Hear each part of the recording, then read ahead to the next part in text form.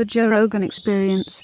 Because people aren't tested out here, like by climate. Yeah, yup. On the East Coast, they're tested by climate. Yeah, yup. That wind comes, that snowy wind comes. You got to get the fuck prepare. inside. You got to winterize your car. Yeah. You got to get snow tires. Yeah. That's real. Motherfuckers out here don't know about that. They don't know. Hell no. They don't know. 350 tornadoes last week. Where? Yeah, I heard about that. In the Midwest, wherever Tornado Alley kind of. Shit. Yeah, they got fucked up, man. Yeah. Damn. That was like Ohio and where else? Kentucky, I think. Yeah, a bunch. They just handing out tornadoes. Missouri got hit hard. Yeah, man. I mean, I don't know if that's really because of climate change that those are ramping up. But if they ramp up in unprecedented levels like that and it becomes impossible to live in Ohio or Kentucky or anywhere where there's tornadoes, can you imagine how nuts that is? If we find out that the center of the country is just tornado, like a tornado bowling area. Wow.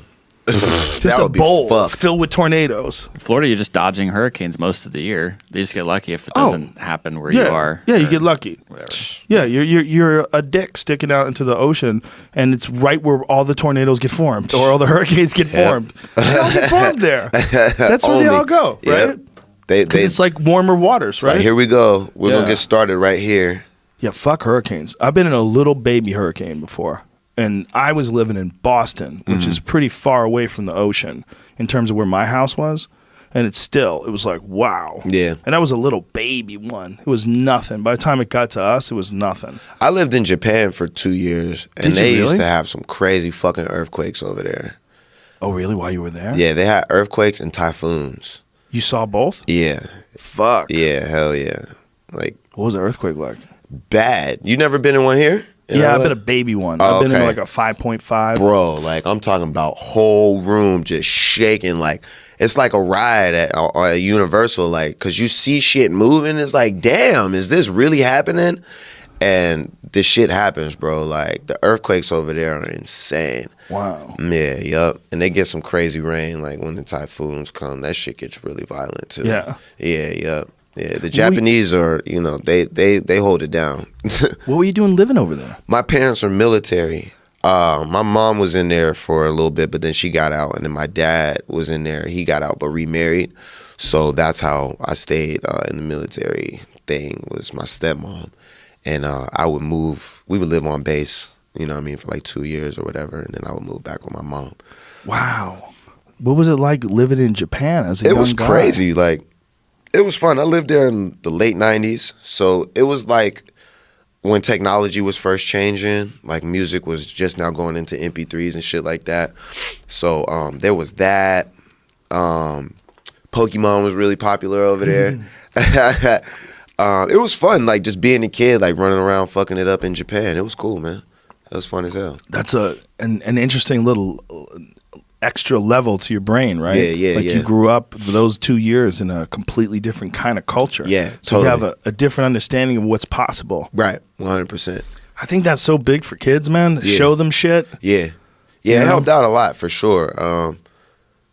Yeah, it was cool. It has to, right? Yeah. Like, as far as your perspective. Yeah, just being around. I've only been to Tokyo for a few days, only once, and I was like, "This is one of the trippiest places I've ever been in my life." It's crazy. It's so interesting. It was crazy. Living there was wild. Like no TV, like regular TV. They don't got any like American TV stations. Oh, so wow. for 2 years, I was just like. Disconnected. Yeah, like I didn't have shit. Yeah, it was. And crazy. this is before Netflix and everything too, right? Right? Or YouTube. Mm-hmm. Wow. Yeah, that's amazing. Yeah, that was probably really good for you. No, it sucked. I couldn't watch wrestling. But I bet it was really good for your brain. No. You don't think so? I need that. I need my entertainment, man. Fuck that, yo. I need to be a part of the world. I couldn't buy all the CDs and shit that everybody was listening to. It was whack. Did you learn to speak Japanese? Just a little bit. Yeah? Yeah. Wow. Baby Japanese just to get around and shit, but I forgot it though. You forgot it all? Not all of it. Well, it'll come back if I like, you know what I mean? You run me through it, but I can't sit here and say no Japanese words. How hard was it to learn? It wasn't difficult. No? Nah, it's not difficult. Reading it is difficult. Oh, yeah. Different? Because they have symbols or characters.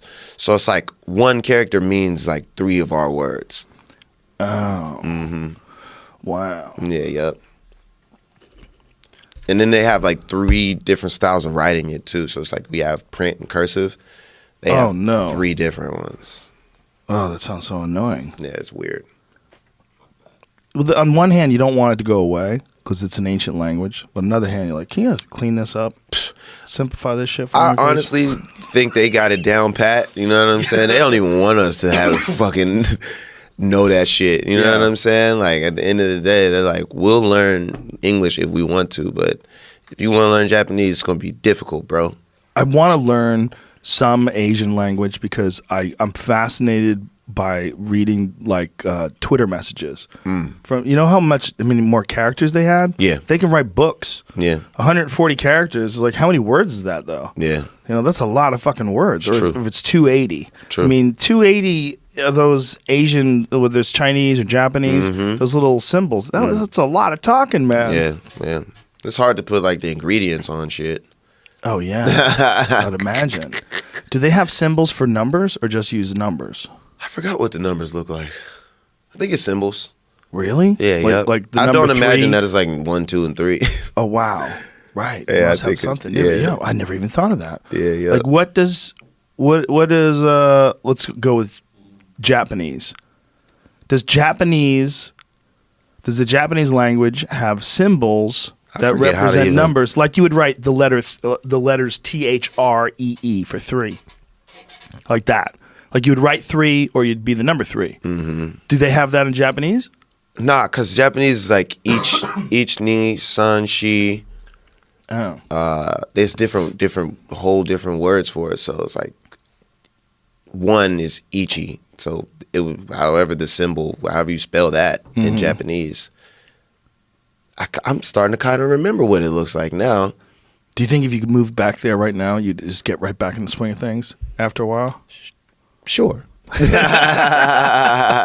David Lee Roth moved there from Van Halen, the lead singer of Van Halen. He moved down there and took kendo lessons. He lived there for like more than a year. I would probably appreciate it more now as an adult.